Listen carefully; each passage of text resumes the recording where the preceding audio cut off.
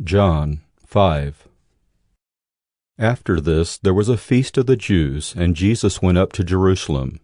Now there is in Jerusalem by the sheep gate a pool, in Aramaic called Bethesda, which has 5 roofed colonnades. In these lay a multitude of invalids, blind, lame, and paralyzed.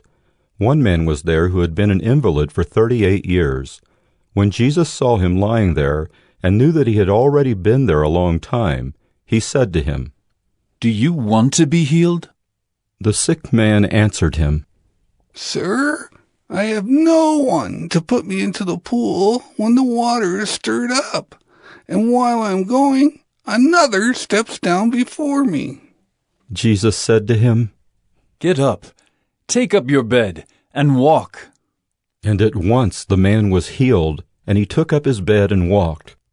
Now that day was the Sabbath. So the Jews said to the man who had been healed, "It is the Sabbath, and it is not lawful for you to take up your bed."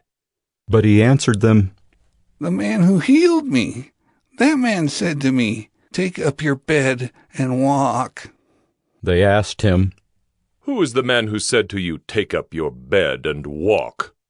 Now the man who had been healed did not know who it was, for Jesus had withdrawn, as there was a crowd in the place. Afterward Jesus found him in the temple and said to him, "See, you are well.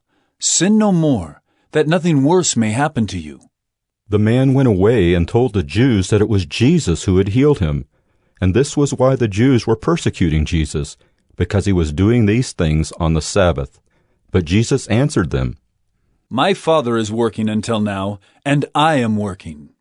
This was why the Jews were seeking all the more to kill him, because not only was he breaking the Sabbath, but he was even calling God his own Father, making himself equal with God.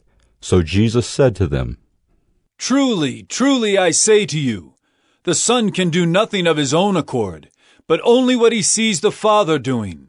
For whatever the Father does, that the Son does likewise. For the Father loves the Son, and shows him all that he himself is doing. And greater works than these will he show him, so that you may marvel. For as the Father raises the dead and gives them life, so also the Son gives life to whom he will. The Father judges no one, but has given all judgment to the Son, that all may honor the Son, just as they honor the Father. Whoever does not honor the Son does not honor the Father who sent him. Truly, truly I say to you, whoever hears my word and believes him who sent me has eternal life. He does not come into judgment, but has passed from death to life. Truly, truly I say to you, an hour is coming and is now here, when the dead will hear the voice of the Son of God, and those who hear will live.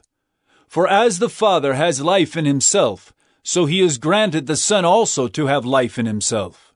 And he has given him authority to execute judgment, because he is the Son of Man.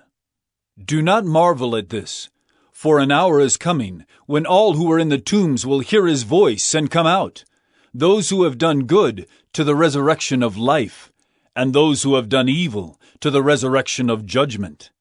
I can do nothing on my own. As I hear, I judge, and my judgment is just, because I seek not my own will, but the will of him who sent me. If I alone bear witness about myself, my testimony is not deemed true.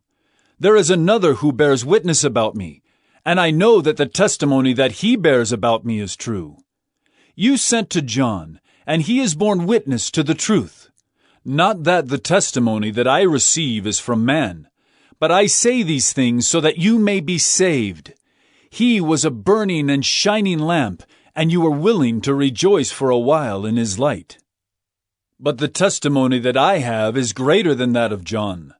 For the works that the Father has given me to accomplish, the very works that I am doing, bear witness about me, that the Father has sent me. And the Father who sent me has himself borne witness about me. His voice you have never heard, his form you have never seen, and you do not have his word abiding in you, for you do not believe the one whom he has sent. You search the Scriptures because you think that in them you have eternal life, and it is they that bear witness about me. Yet you refuse to come to me, that you may have life. I do not receive glory from people, but I know that you do not have the love of God within you.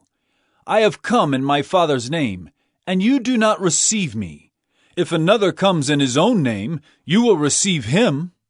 How can you believe when you receive glory from one another and do not seek the glory that comes from the only God?